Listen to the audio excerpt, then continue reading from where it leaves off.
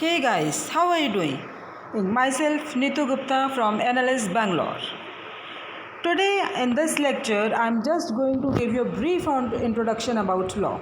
What is law?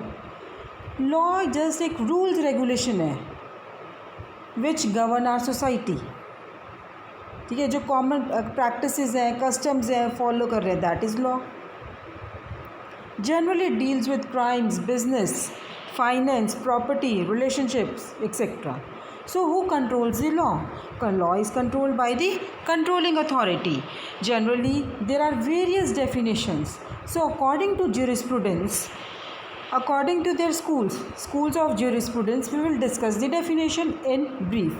First, natural school, one of the most important schools of jurisprudence. What it says about the law? It says law is decided by the court. जितने भी laws है कौन decide करते हैं? Court of justice. So there are main two parts in this definition, two main parts in this definition. One is that to actually understand a certain law, individual must be aware of its purpose. Second is to comprehend the true nature of the law.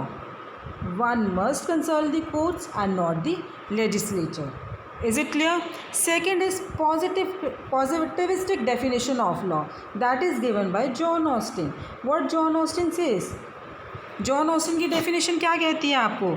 इसकी definition just आपको ये बता रही है कि law is a set of rules. It is a set of rules to be followed by everyone regardless of their stature. Is it clear? So what the Austin definition says?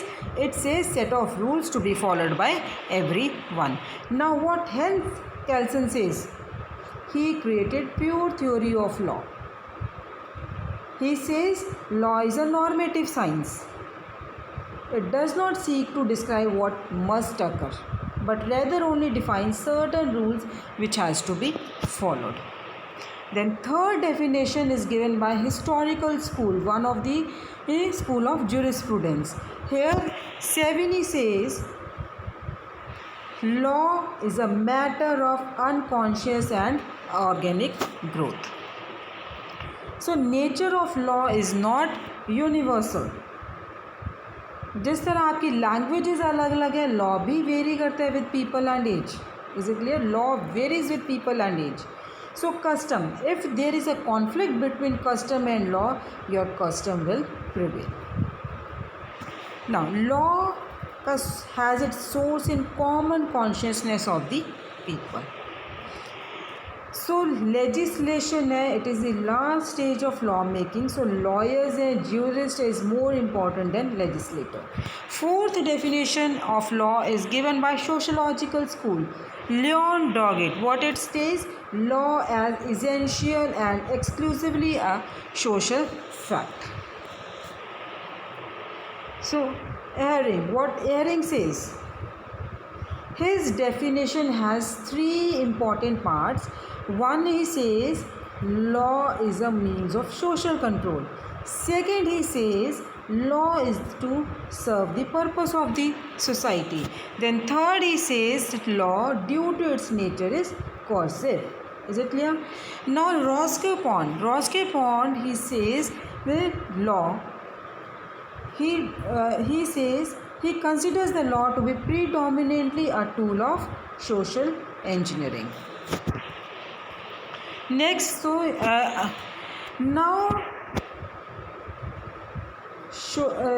in brief I can say what Roscoe-Pond wants to say. Roscoe-Pond wants to say social wants are satisfied by law acting which is acting as a social institution. Last definition given by jurisprudence school, that is realistic school. It describes the law in terms of judicial processes. Is it clear? What Oliver Wendell Holmes states, it says law is a statement of the circumstances in which public force will be brought to bear upon through courts. So is it clear?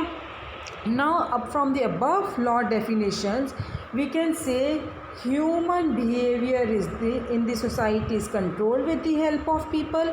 It aids in the cooperation between the members of the society. So law helps to avoid any potential conflict of interest and also helps to resolve them. So this was the definition of the law given by different jurists, or you can say different authors.